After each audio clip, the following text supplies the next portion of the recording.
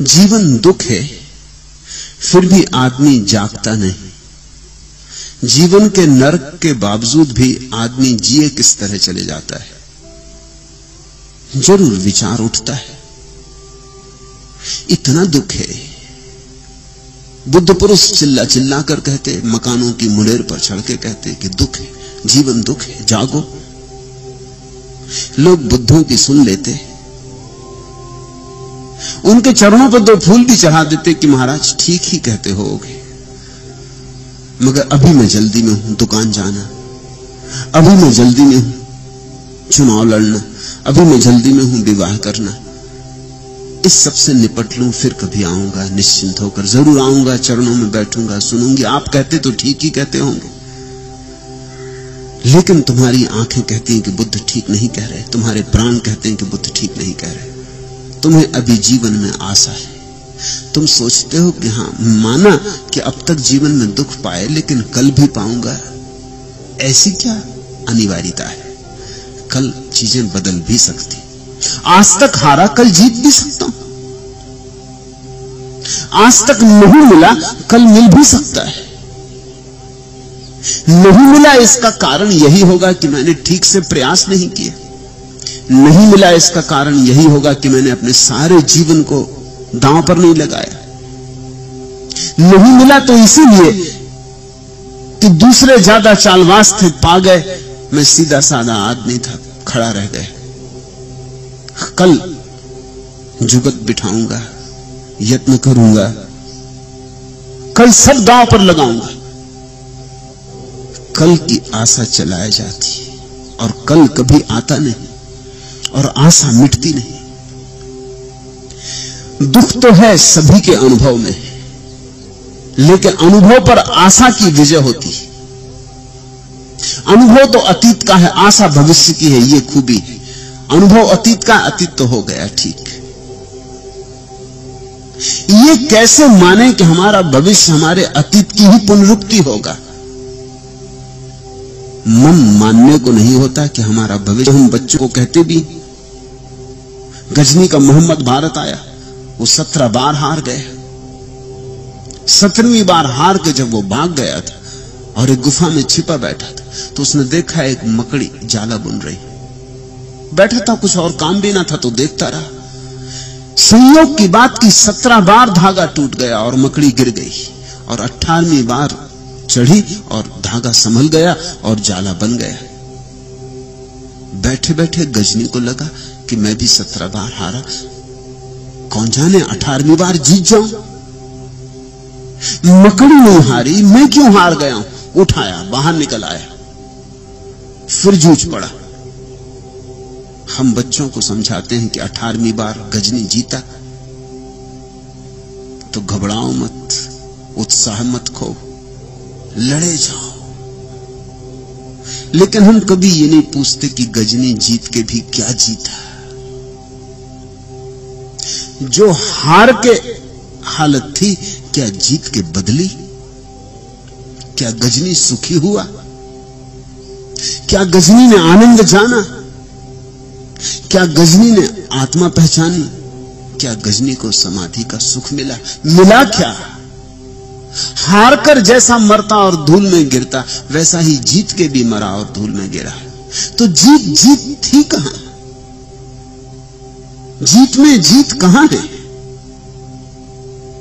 हम उदाहरण देते हैं लोगों को, क्योंकि हम सभी को महत्वाकांक्षा में चलाए रखना चाहते हैं। स्कूल में शिक्षक समझाते हैं, हारो मत, आज हार गए कल जीतोगे। मगर कोई ये नहीं पूछता कि जीत जो जाते हैं उनमें जीतता क्या है, हारों में और जीतों में भेद क्या है। दोनों एक से उदास और रिक्त और खाली, दोनों की भीतर की वीणा खंडित, दोनों के प्राण सूने, दोनों के प्राण में गंदगी। और अक्सर ऐसा हो जाता है कि जीते आदमी की हार हारे आदमी से ज्यादा होती। इसे थोड़ा समझ लें, क्योंकि हारे आदमी को अभी लगता है कि शायद जीत जाऊंगा, जीते आदमी को तो पक्का पता चल जाता है कि जीत के भी जीत होती नहीं। इसलिए तो बुद्ध और महावीर राजपुत्र महलों को छोड़कर, साम्राज्यों को छोड़कर चले गए, क्योंकि देखा कि महलों में भी महल नहीं है और धन में भी धन नहीं है और यश में भी कुछ मिलता नहीं। सब कोरी बातचीत है, सब अफवाहें हैं। कितने लोग तुम्हें जानते हैं, इससे क्या होगा? 10 लोग जानते हैं, 10,000 लोग जानते हैं कि 10 लाख की 10 करोड़, इससे क्या होगा? तुम्हारे जीवन में इससे क्या रूपांतरण होगा? तुम कैसे बदल जाओगे इस बात से कि बहुत लोग तुम्हें जानते हैं? यश से भी क्या होता है? भीतर तो आदमी दरिद्र का दरिद्र, धन मिले तो दरिद्र, यश मिले तो दरिद्र, पद मिले तो दरिद्र। तुम जरा पद वालों की आंख में झांक के तो देखो, तुम जरा धनी की आत्मा को टटोल के तो देखो, तुम जिनको विजेता कहते हो जरा उनकी हार को तो देखो, किस बुरी तरह हार गए। लेकिन आशा है, 1 2 नहीं 26 दिए एक एक कर जलाए मैंने।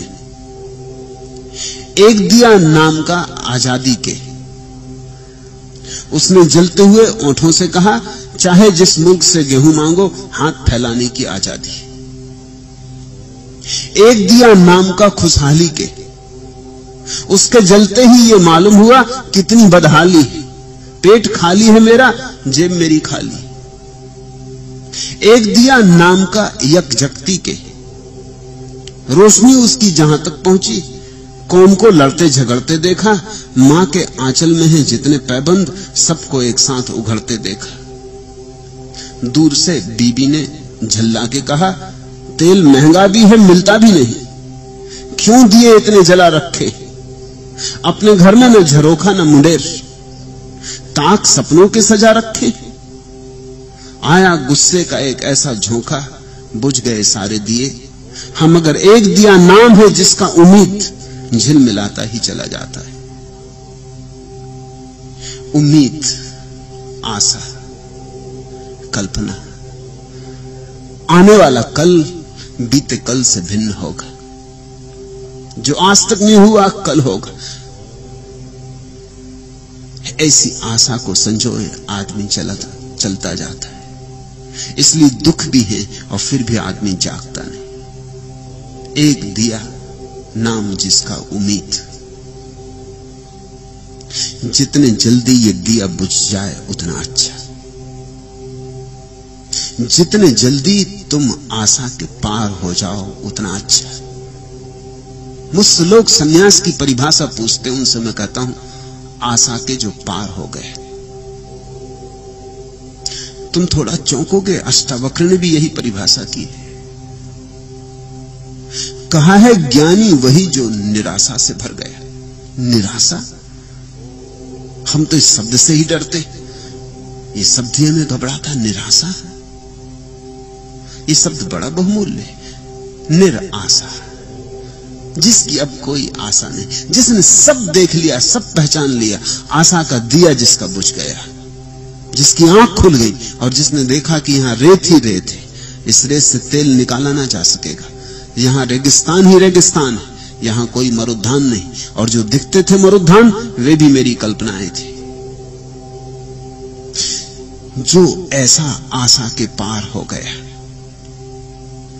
तुम जिसको निराशा कहते हो वही मेरी निराशा नहीं, वही अष्टावक्र की निराशा नहीं। फर्क समझ लेना। तुम्हारा भाषा कोश और अष्टावक्र का भाषा कोश निश्चित ही अलग होने वाला है। तुम निराशा कब कहते हो? जब तुम्हारी कोई आशा टूटती तब निराशा कहते हो। अष्टावक्र कहते हैं जब सब आशाओं से मुक्ति हो गई तब निराशा। एक आशा टूटी तुम दूसरी बना लेते हो। इस स्त्री से नहीं मिल सका सुख, तुम तत्क्षण दूसरी स्त्री की तलाश में लग गए। इस धंधे से नहीं मिला लाभ, तुम दूसरा धंधा खोजने लगे। इस गांव में नहीं मिला सुख, तुम दूसरे गांव की तरफ चले। आशा एक तरफ टूटती है, तुम तत्क्षण दूसरी तरफ सजा लेते। दिया बुझ नहीं पाता कि तुम दूसरा दिया जला लेते। एक दिया जिसका नाम उम्मीद, अष्टावक्र कहते हैं उस स्थिति को निराशा जब तुम्हें यह दिखाई पड़ गया कि आशा मात्र व्यर्थ है, आशा मात्र, यह आशा वह आशा नहीं, आशा मात्र दुराशा है, दुष्पूर है, कभी घटती नहीं, सिर्फ भरमाती।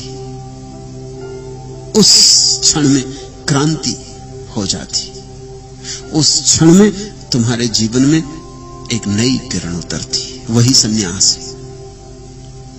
संसार के पार से कुछ आया, संसार यानी आशा का फैलाव, संन्यास यानी संसार के आशा के फैलाव में कुछ उतरा पार से, तुम्हें दिखाई पड़ने लगा, तुम्हें चीजें जैसी हैं वैसी समझ में आने लगी। और यह मत समझ लेना कि जिसको अष्टावक्र निराशा कहते हैं वैसा आदमी निराश होकर बैठ जाता है। जिसकी आशा ही नहीं रही उसकी निराशा भी क्या रहेगी, वो दोनों से मुक्त हो गया, उदास नहीं हो जाता। अब उदासी का कोई कारण ही नहीं रहा, यहां कोई चीज फलती ही नहीं, फूलती ही नहीं, उदास क्या होना, यहां अपेक्षा करनी ही व्यर्थ है, तो अपेक्षा के टूटने का कारण भी समाप्त हो गया। ऐसा आदमी न दुखी होता न सुखी, ऐसा आदमी शांत हो जाता है, ऐसे आदमी के जीवन में शांति का रस बहता है। उस शांति के रस का ही नाम आनंद है। तुम आनंद से अक्सर सुख समझ लेते हो, वह तुम्हारी भूल है। तुम आनंद में अक्सर सुख आरोपित कर लेते हो, वह भी तुम्हारी आशा है। एक दिया जिसका नाम उम्मीद। आनंद का अर्थ होता है शांति, परम शांति। न दुख रहा न सुख रहा, सब तरंगें सुख दुख की समाप्त हो गई, निस्तरंग हो गई चेतना। पूछा तुमने जीवन दुख है? तुम्हें नहीं दिखाई पड़ा है ऐसा अभी। ऐसा तुमने सुना बुद्धों को कहते कि जीवन दुख है। ये तुम्हारी अपनी प्रतीति नहीं, अपना साक्षात्कार नहीं, ये काम नहीं आएगा। ये उधार वचन तुम्हारी छाती में कांटा सा चुभेगा, फूल नहीं बनेगा। उधार वचन कांटे बन जाते, छाती में चुभते हैं, चुभाते हैं, घाव बनाते, लेकिन उनसे जीवन में आनंद की वर्षा नहीं होती। तुमने जाना जीवन दुख है कि तुमने सुना बुद्धों को कहते, कि तुमने मान लिया कि बुद्ध कहते तो ठीक ही कहते होंगे, क्यों कहेंगे गलत, जानकर कहा तो ठीक ही कहते होंगे। ये ऐसे ही है जैसे किसी ने मान लिया कि आग जलाती है क्योंकि और लोग कहते हैं कि आग जलाती। दूसरों का कहा हुआ कि आग जलाती है और अपना जाना हुआ कि आग जलाती, इसमें तुम्हें भेद दिखता है या नहीं? अपना जाना हुआ क्रांति कर देता है। तब आदमी कहते हैं दूध का जला छाछ भी फूंक फूंक के पीने लगता है। खुद जला हो। तुमने जाना कि जीवन दुख है, ये तुम्हारी पहचान, ये तुम्हारी प्रतिविज्ञा, ये तुम्हारी अनुभव संपदा। अगर तुमने जाना तो आशा गई। फिर तुम ये ना पूछोगे कि आदमी फिर क्यों चला जाता है, और आदमी की क्या पूछते हो? आदमी यानी कौन? अपनी पूछो। किस आदमी की पूछ रहे हो? दूसरों की? ये भ्रांति भी छोड़ो, दूसरों के लिए प्रश्न मत पूछो। दूसरों की दूसरे जाने। तुम्हारी चिंता इतनी ही बहुत कि तुम अपने प्रश्न हल कर लो, अपनी समस्याएं हल कर लो, दूसरों की कहां हल करने बैठोगे? तुम रुको, आदमी को चलने दो। यह आदमी कौन? इसका ना तो नाम, ना पता, ना ठिकाना। यह तो सिर्फ एक शब्द है, आदमी। तुम्हें आदमी कभी मिला? नहीं, आदमी तुम्हें कभी नहीं मिला। आदमी मिलते हैं, आदमी कभी नहीं मिलता। राम मिलते हैं, कृष्ण मिलते हैं, बुद्ध मिलते हैं, हजार तरह के आदमी मिलते हैं, मगर आदमी कभी नहीं मिलता। आदमी तो केवल एक शब्द है, संज्ञा मात्र। यह आदमी तो चलता रहेगा जिसकी तुम बात कर रहे हो। जो जाग जाएंगे वे चुपचाप इस व्यर्थ के पागलपन से हट जाएंगे। जो जाग गए वे किनारे उतर गए, उन्होंने पगडंडियां पकड़ ली और प्रभु तक पहुंच गए। जो सोए हैं वो इस राजपथ पर, अंधेरे राजपथ पर भीड़ के साथ भेड़ों की भांति चलते रहेंगे। तुम इनकी चिंता मत करो, और तुम चाहो भी तो भी इन्हें इनके मार्ग से हटा नहीं सकते, और तुम्हें हक भी नहीं। अगर इन्होंने यही तय किया है कि यही इनका जीवन है, तो ये हकदार है कि ये इसी को जीवन माने और इसी भांति चले। तुम हट जाओ, शायद तुम्हें हटते देखकर किसी सोए की नींद टूटे, शायद तुम्हें हटते देखकर, तुम्हारे जीवन में खिलते फूल देखकर किसी के नासापुटों में सुगंध भर जाए और कोई खिंचा चला आए, वह बात दूसरी, मगर तुम दूसरे को हटाने की चेष्टा मत करना। अक्सर ऐसी शुभ चेष्टाओं का ही बड़ा दुष्परिणाम हुआ है। तुम जबरदस्ती लोगों को खींच लेते हो धर्म की तरफ, वो भागते संसार की तरफ, तुम खींचते धर्म की तरफ। इससे संसार के प्रति उनका विराग पैदा नहीं होता, सिर्फ तुम्हारे धर्म के प्रति खींच पैदा होती। बाप जबरदस्ती बेटे को मंदिर ले जा रहा है, अभी बेटा बाजार भी नहीं पहुंचा, बाजार का दुख भी नहीं झेला और तुम मंदिर ले चले। अभी बेटा बीमार भी नहीं हुआ और तुम चिकित्सक के घर तक ले चले। दवा इसको जचेगी, रुचेगी? तुमने उपचार शुरू कर दिया। धर्म तो उपचार है। जब संसार व्यर्थ दिखाई पड़ता है तब धर्म में सार्थकता दिखाई पड़ती। अब छोटा सा बच्चा घर में पैदा हुआ, तुम चले मंदिर, मस्जिद, गिरजा लेकर बपतिस्मा करवा लाएं, कि जनेऊ पहना दें, कि क्या न करवा दें, कि राम नाम इसके कान में डलवा दें, कि कान फुकवा दें। हजार तरह की मूर्ताएं। तुम सिर्फ इस बच्चे को सदा के लिए धर्म से तोड़े दे रहे हो। मेरे पास न मालूम कितने लोगों ने आके ये कहा है, ईसाइयों ने मुझसे आके कहा है कि चर्च ने हमारे मन में ईसा के प्रति नफरत भर दी। क्यों? क्योंकि बचपन से जबरदस्ती थोपा गया, आग्रहपूर्वक थोपा गया। मुल्ला नसरुद्दीन अपने बेटे से बोला कि तू जा, ये मटकी ले जा और कुएं से पानी भर ला, और इसके पहले कि जाए जरा मेरे पास आ। और जब वो उसके पास आया तो उसने जोर का तमाचा उस लड़के को मारा। एक मेहमान घर में बैठे थे, वो तो कुछ समझे नहीं ये राज। उन्होंने कहा भाई ये हद हो गई, अभी बेटे ने कोई कसूर भी नहीं किया, मैं घंटे भर से यहां बैठा हूं, ये चांटा किस बात का? मुल्ला ने कहा ये चांटा इस बात का कि घड़ा मत फोड़ना। मगर उसने कभी घड़ा इसने फोड़ा नहीं। मुल्ला ने कहा फिर फोड़ ही दे, फिर फायदा क्या? मगर अगर बेटे में थोड़ी भी प्राण होंगे तो जरूर फोड़ के आएगा, फोड़ना ही पड़ेगा। अगर बेटा बिल्कुल गोबर गणेश हो तो बात अलग, नहीं तो बेटा निश्चित जाके इस घड़े को फोड़ देगा कुएं पर। ये तो हद हो गई। अभी घड़ा फोड़ा नहीं और सजा मिल गई, अभी बीमारी न थी और दवा मिल गई। तुम्हारे मंदिर मस्जिद तुम्हारे मन में धर्म के प्रति आदर पैदा नहीं कर पाते, अनादर पैदा करवाते। मंदिर और मस्जिद तो किसी को खोजते हुए जाना पड़ता है, बड़ी लालसा से, बड़ी अभीप्सा से।